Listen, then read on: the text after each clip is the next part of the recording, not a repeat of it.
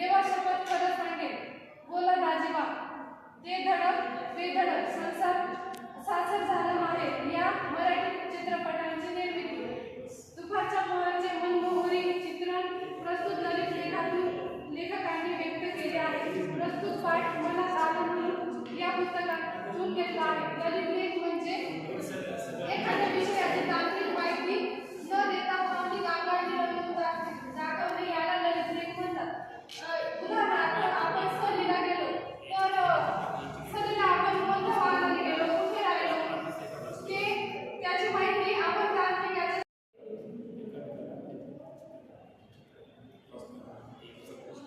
सकाळच्या उल्हासानंतर आणि प्रसन्नेनंतर सूर्याच्या तेजानं तळपत असतं पृथ्वी आणि पृथ्वीवरील माणसे, प्राणी, पशु, झाडे, पशु, वेलींच.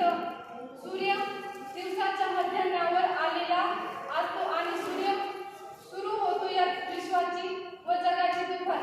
त्या प्रखर सूर्याच्या तेजानं तेजाळून जातो सगळा आसमंत.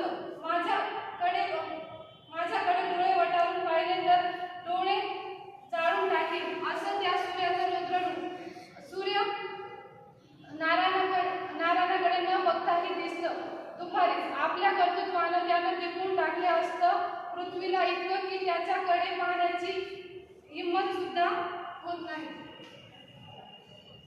सकाळच्या उल्हासानंतर म्हणजे आनंदानंतर. लेखक सांगतात की सकाळच्या उल्हासानंतर आणि प्रसन्नतेनंतर सूर्याचे तेज हे तळपत जाते. तुम्हाला या चित्रात दिसत आहे की सूर्य किती तापलेला आहे असं. या दुपार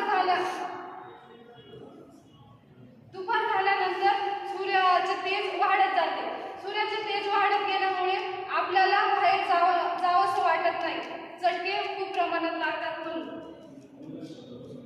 सूर्य दिवसाच्या मध्यान्हावर आलेला असतो आणि सुरू होते या विश्वाची आणि जगाची दुपार. प्रखर सूर्याच्या तेजाने तेजाळून जातो सगळं आसमंत.